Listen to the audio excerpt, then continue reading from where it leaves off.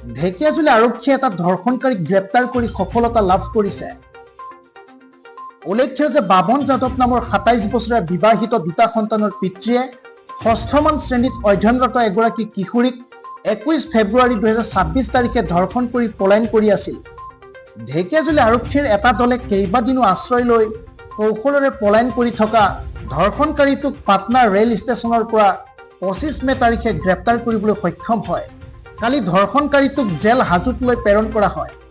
ঢেকিয়াজুলি আৰক্ষীৰ পৰিদৰ্শক দীপক দাসে সংবাদ মাধ্যমত জনায় যে ঢেকিয়াজুলি আৰক্ষীৰ উপ পৰিদৰ্শক SI প্ৰবীণ উপাধ্যায়ৰ নেতৃত্বত যোৱা আৰক্ষীৰ ৩জনীয়া এটা দলে কেইবাদিনো পাটনাত বাহৰ পাতি ধৰ্ষণকাৰীটোক গ্ৰেপ্তাৰ কৰে।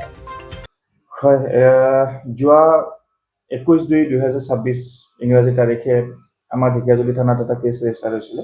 Cash number 47/26। কেছটো পক্সো এক্টৰ অধীনত ৰেজিষ্টাৰ হৈছিলে, য'ত বাপন যাদৱ নামৰ এজন পুৰুষ মানুহে ১৩ বছৰীয়া কিশোৰী এগৰাকীক বলৎকাৰ কৰি আমাৰ ঢেকিয়াজুলি নহয়, একচুৱেলি অসমৰ পৰাই তেওঁ পলাই গৈছিলে।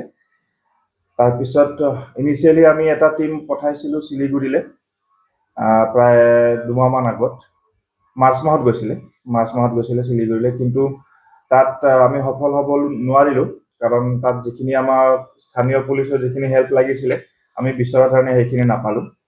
তাৰপিছত নিৰ্বাচন আহিলে, আমি নিৰ্বাচনৰ ব্যস্ততাৰ কাৰণে কিছুদিন আমি অপেক্ষা কৰিবলগীয়া হয়। তাৰপিছত আকৌ আমি নতুনকৈ ইনভেষ্টিগেশ্যন ষ্টাৰ্ট কৰিছোঁ।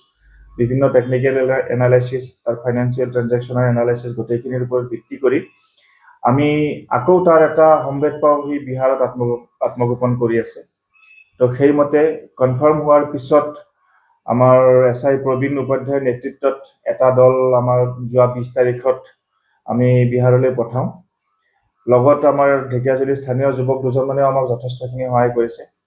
আৰু বিহাৰত ৩ দিন জোৰা অভিযানৰ অন্তত ৫খনমান জিলাত ৩ দিন ধৰি আমাৰ অবিৰত অভিযানৰ অন্তত আমি ২৫ তাৰিখে নিশা তেওঁক পাটনা জংচনৰ পৰা কৰায়ত্ব কৰিবলৈ সক্ষম হৈছোঁ।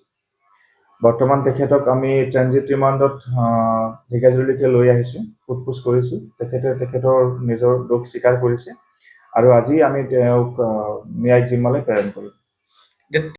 এক্টৰ অধীনত কঠোৰ শাস্তি হয়।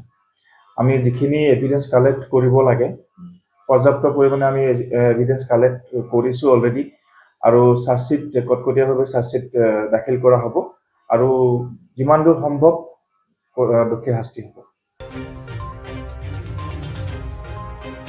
Bureau report, Agnigarh news.